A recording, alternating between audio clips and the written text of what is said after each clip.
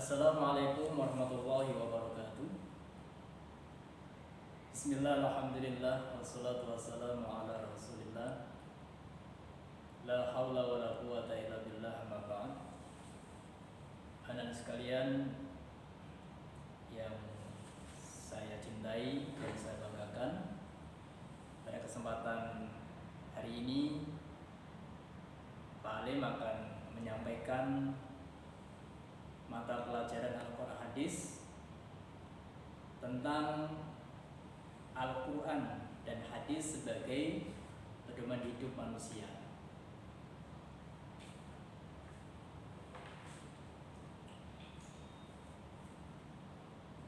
Dalam materi ini standar kompetensi yang akan Pak Alim sampaikan nanti adalah yang pertama, memahami Al-Quran dan Hadis sebagai pedoman hidup.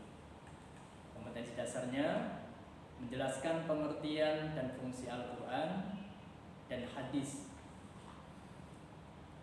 Kompetensi dasar yang kedua, menjelaskan cara-cara memfungsikan Al-Quran dan Hadis. Yang ketiga, menerapkan Al-Quran dan Hadis sebagai pedoman hidup manusia.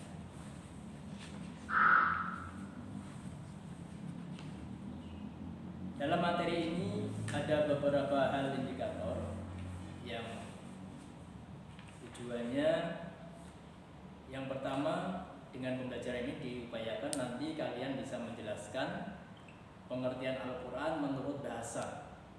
Yang kedua, setelah bisa menjelaskan pengertian Al-Quran dan Hadis, usahakan nanti kamu bisa menjelaskan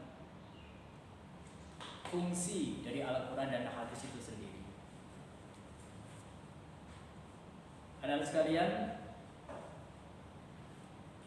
bahwa Al-Quran itu adalah merupakan kitab Allah yang diturunkan kepada Nabi kita Muhammad Sallallahu Alaihi Wasallam. Dengan Al-Quran kita dapat menjalankan hukum-hukum yang ada di dunia ini dengan baik. Oke, kita mulai.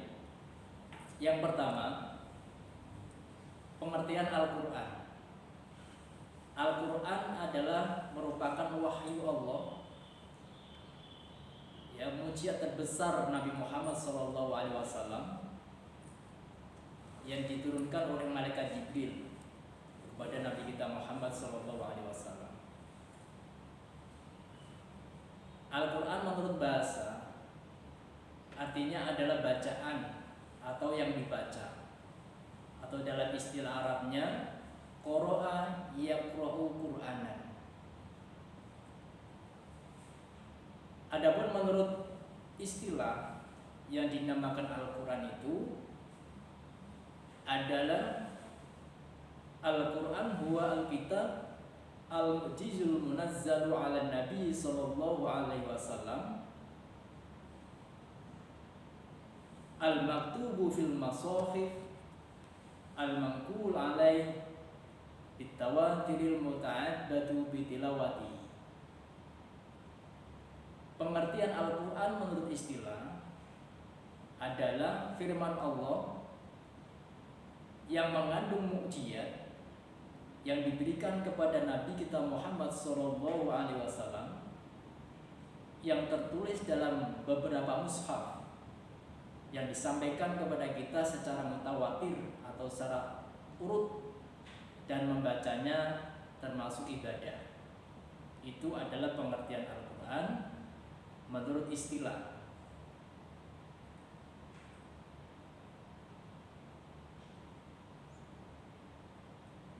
Yang kedua, pengertian hadis. Hadis menurut lughah atau menurut bahasa artinya adalah sesuatu yang baru, muda. Bisa diartikan dengan cerita, berita, dan riwayat Nabi Muhammad SAW. Itu hadis menurut bahasa. Sedangkan hadis menurut istilah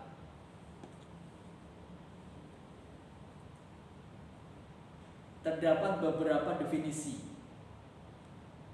yang berkaitan dengan pengertian hadis menurut istilah.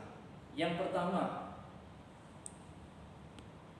ada orang yang berpendapat bahwa hadis itu al-hadis aqwaluhu sallallahu alaihi wasallam wa af'aluhu wa aqwaluhu. Definisi pertama yang dinamakan hadis itu adalah segala ucapan, perbuatan, dan keadaan Nabi Muhammad SAW. Itu pengertian atau pendapat pertama. Pendapat yang kedua yang mendefinisikan hadis adalah ma'udhifu lin-nabi sallallahu alaihi wasallam qaulan au fi'lan au taqriran au nahwa. Pendapat yang kedua mengatakan bahwa hadis itu adalah segala sesuatu yang bersumber dari Nabi Muhammad SAW, baik berupa perkataan, perbuatan, taklir atau persetujuan Nabi ataupun yang sepadanya. Pendapat yang ketiga mengatakan bahwa hadis itu al-hadisu aqwalu sallallahu alaihi wasallam wa af'aluhu wa taqariruhu mimma yata'allaqu bihi hukman bina. Yang ketiga berpendapat bahwa hadis itu adalah segala ucapan, perkataan dan takrir Nabi Muhammad SAW yang berkaitan dengan hukum kepada kita. Jadi pengertian hadis menurut istilah itu ada 3 pendapat. Akan tetapi intinya bahwa yang dinamakan hadis itu adalah segala sesuatu yang disandarkan kepada Nabi Muhammad SAW, baik berupa perkataan beliau, perbuatan beliau, dan takrir beliau. Ini hadis yang kita ambil dari ketiga pendapat tadi. Kita lanjutkan anak-anak. Ini ya. Jadi beberapa pengertian tadi, 3 hal tadi. Hadis itu adalah segala apa yang disandarkan kepada Nabi Muhammad SAW, baik berupa perkataan, perbuatan, takrir maupun sifat-sifat beliau.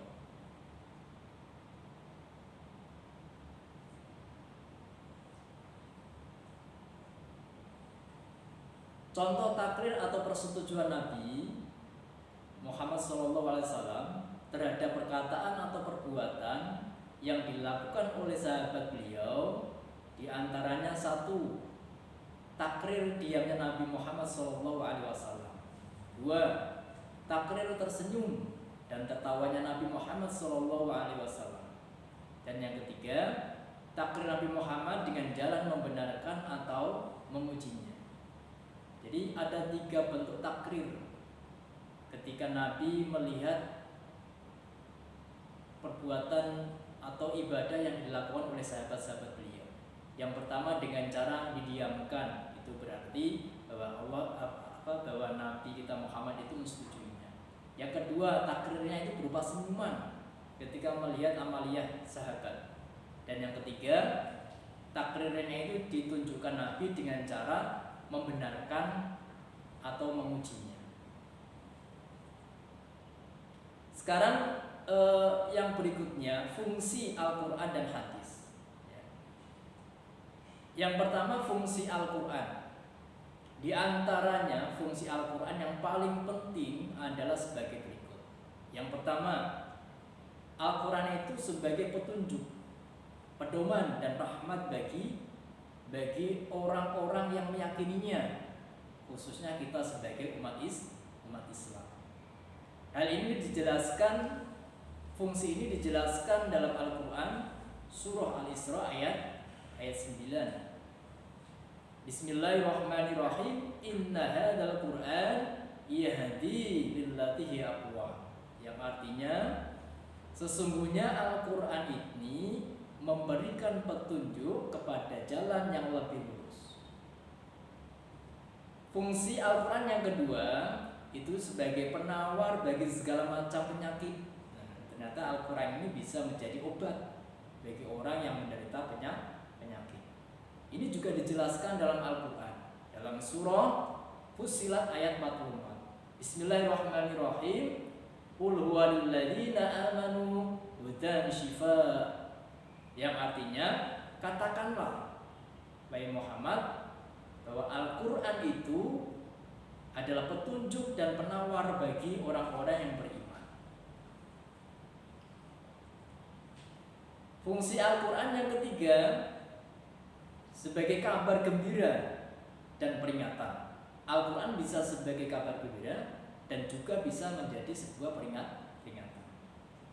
Ini dijelaskan dalam surah Al-Baqarah ayat 119. A'udzubillahi minasyaitonirrajim. Inna arsalnaka bil haqqi basyiran wa nadhira wa la tus'alu an ashabil jahim. Yang artinya, sesungguhnya kami telah mengutusmu Muhammad dengan kebenaran sebagai berita gembira. Dan yang terakhir, Quran itu sebagai pembenar dan penyempurna kitab yang lalu. Anak sekalian, sampai ini materi yang bisa Pak Alim sampaikan. Untuk selanjutnya, fungsi hadis untuk Al-Quran akan Pak Alim sampaikan di pertemuan yang berikutnya. Demikian, Pak Alim tutup dengan bacaan hamdalah dan doa kafaratul majelis. Alhamdulillahirabbil alamin. Subhanakallahumma wa bihamdika asyhadu an la ilaha illa anta astaghfiruka wa atubu ilaik. Wassalamualaikum warahmatullahi wabarakatuh.